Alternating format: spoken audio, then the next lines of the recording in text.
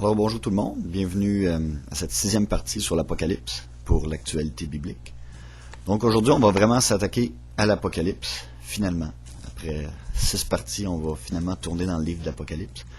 Donc on va regarder, on ne commencera pas au chapitre 1, on va commencer avec ce qu'on connaît, puis on va construire notre interprétation, notre compréhension autour d'un point qu'on est sûr.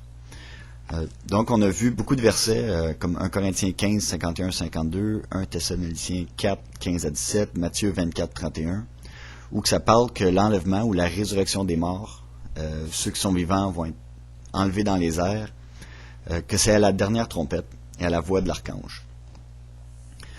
Donc, il y a beaucoup de confusion par rapport à l'Apocalypse, puis ce qu'on appelle les 7 ans de tribulation. La Bible ne mentionne pas 7 ans de tribulation dans l'Apocalypse. On voit 42 mois, 3 ans et demi, mais jamais 7 ans.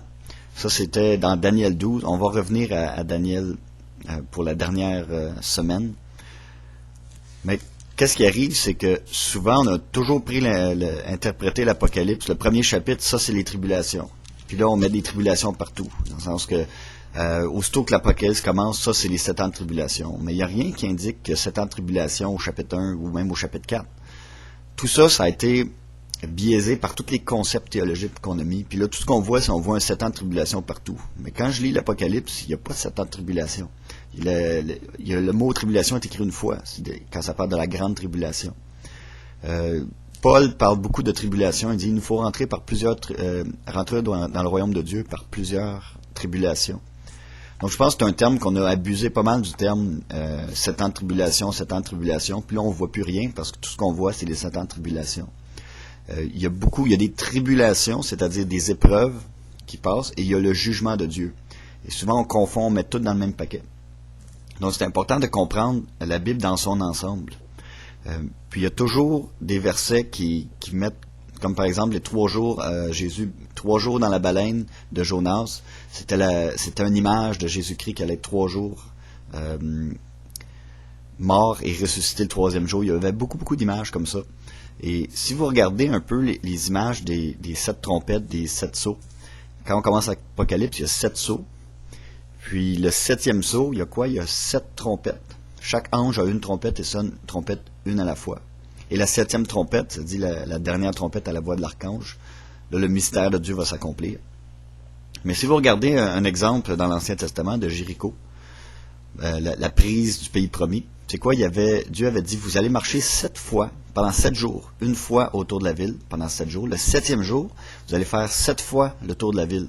Donc on voit, c'est le même pattern mathématique que les 7 sceaux.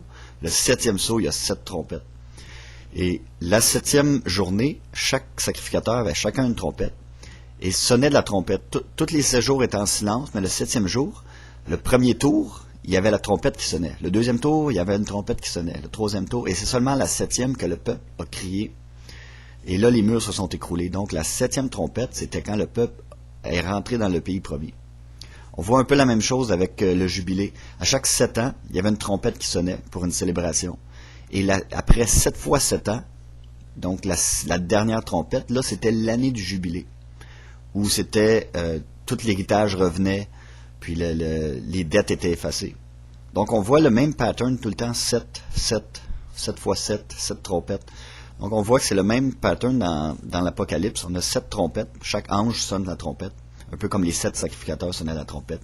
Et là, on va regarder ensemble dans Apocalypse 11, 15, qu'est-ce qui se passe lorsque la 7e trompette sonne. Et on va voir que tout le contexte qui va autour de la 7e trompette cadre vraiment avec tous les autres versets qui parlent de l'enlèvement.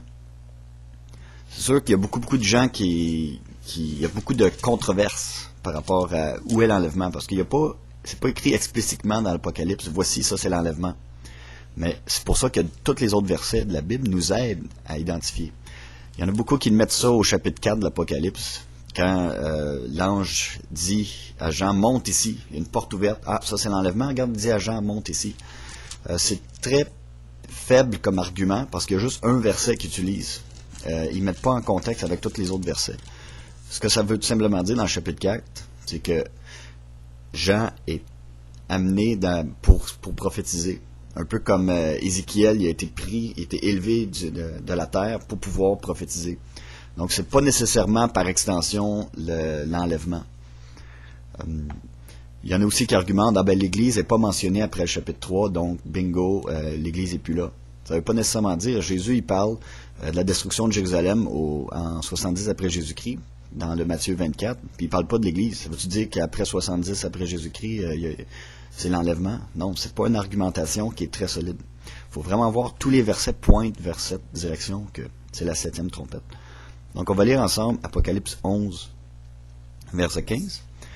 Ça dit, « Or le 7e ange sonna de la trompette, et de grandes voix se firent entendre dans le ciel, qui disaient, les royaumes du monde sont soumis à notre Seigneur et à son Christ. Il y régnera au siècle des siècles. Et les 24 anciens, qui sont assis sur leur trône devant Dieu, se prosternèrent sur leur face et adorèrent Dieu. » On va voir plus tard c'est qui les 24 anciens. En disant, nous te rendons grâce. Il y en a qui disent, les 24 anciens, c'est les 12 disciples puis les 12 tribus d'Israël. Mais Jean est amené au ciel puis il voit les anciens.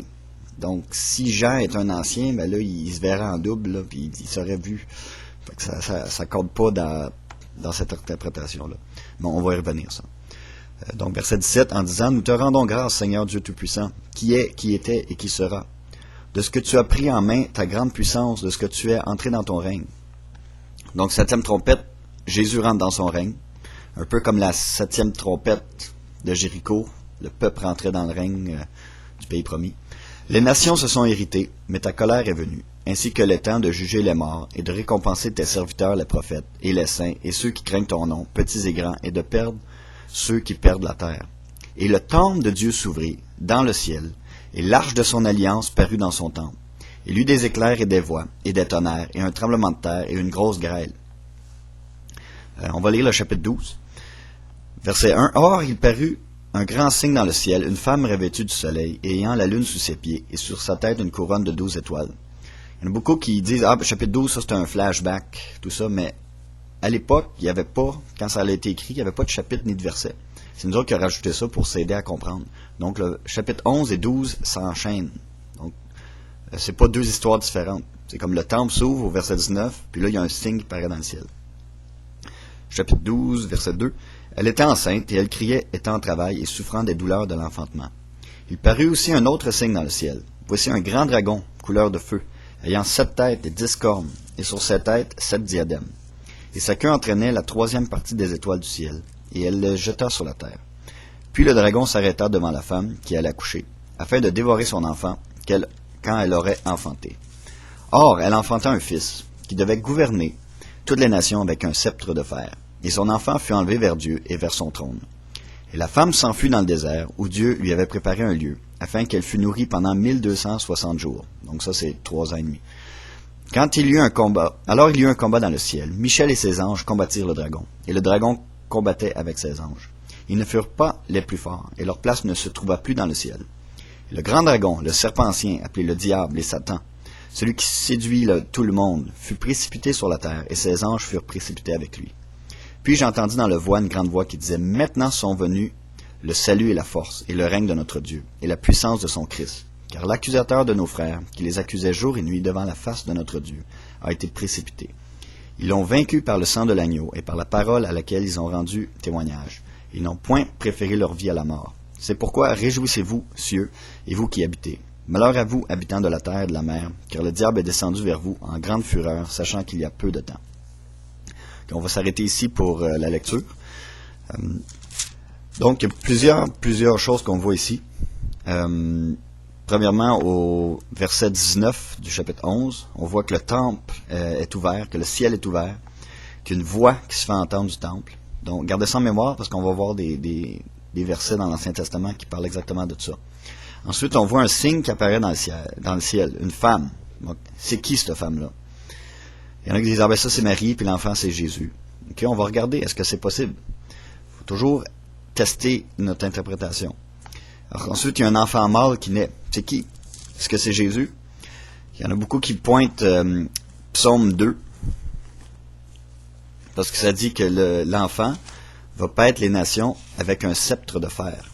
Donc, tout de suite, on pense à un verset dans Psaume 2, verset 9. quand ça parle de Jésus, de loin de l'Éternel. Tu les briseras avec un sceptre de fer et tu les mettras en pièces comme un vase de potier. Donc, il y en a qui disent, ah ben, à la lumière de Psaume 2, voici, c'est Jésus. Est-ce que c'est vraiment ça? Parce que ça, c'est des événements futurs. Jésus est déjà né. Jésus est déjà au ciel, il est déjà ressuscité. Donc, est-ce que l'enfant mort, c'est vraiment Jésus? Ou est-ce que c'est le corps de Christ? Hein? Regardez ça dans Apocalypse 2, 26 et 27. Okay. Car, là, il parle à l'Église. Car à celui qui aura vaincu et qui pratiquera mes œuvres jusqu'à la fin, je lui donnerai puissance sur les nations. Il les gouvernera avec un sceptre de fer. Et comme on brise des vases d'argile, ainsi je l'ai moi-même reçu de mon Père.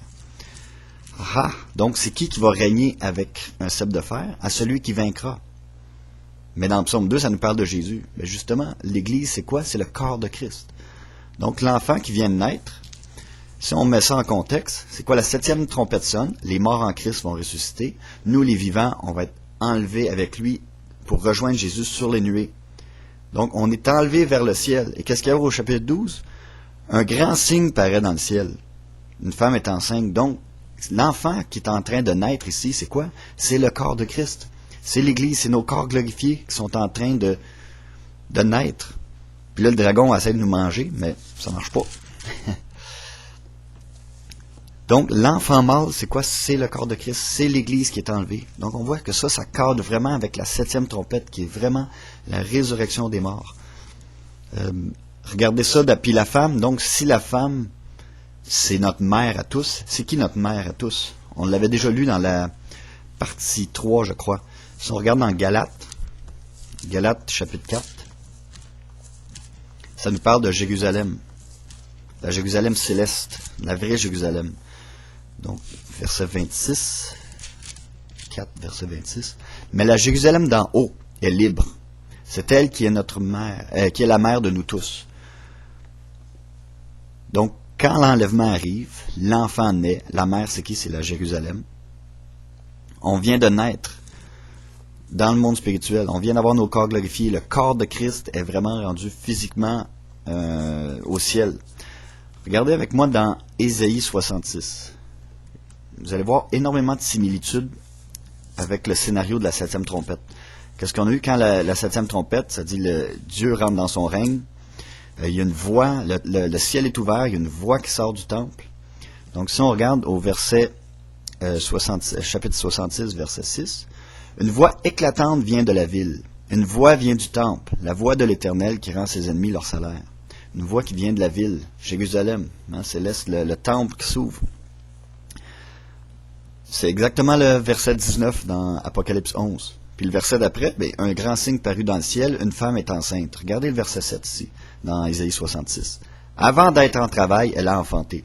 Avant de sentir la douleur, elle a mis au monde un enfant mâle. Wow! Ça cadre exactement dans ce qu'on vient de lire dans l'Apocalypse. 2 versets qui est une copie conforme des versets qu'on vient de lire dans l'Apocalypse. Verset 8. Qui a jamais entendu pareille chose? Qui en a vu de semblable? Un pays est-il enfanté en un jour? Ou une nation n'est-elle en une seule fois? Que Sion qui est la Jérusalem, ait enfanté ses fils aussitôt qu'elle a été en travail. Ah! Donc un pays, une nation vient de naître. C'est quoi? C'est le corps de Christ qui vient de naître. En un seul jour. Et regardez ça, Sion a enfanté ses fils. Donc il y en a au moins 2, c'est au pluriel. Il y en a au moins 2. On va revenir à ça dans une autre partie. C'est qui les 2 fils? Verset 9. Moi qui ouvre le sein, ne la ferai-je pas enfanter, dit l'Éternel? Moi qui fais enfanter, l'en empêcherai-je, dit ton Dieu. Réjouissez-vous avec Jérusalem. Soyez dans l'allégresse à cause d'elle, vous tous qui l'aimez. Réjouissez-vous avec elle d'une grande joie, vous tous qui pleurez sur elle, afin que vous soyez allaités et rassasiés du lait de ses consolations, afin que vous buviez avec délice de sa glorieuse abondante. Car ainsi parle l'Éternel. Voici, je vais faire couler vers elle la paix comme un fleuve, et la gloire des nations comme un torrent débordé. Et vous serez allaités, et vous serez portés sur les bras, et caressés les genoux.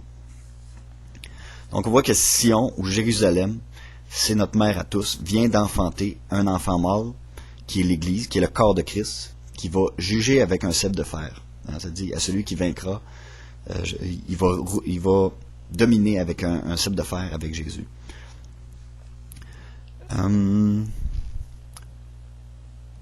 Ok, on va arrêter ici pour l'instant. On va revenir dans la partie 7 sur justement ses fils. On va regarder c'est qui l'assemblée des premiers-nés.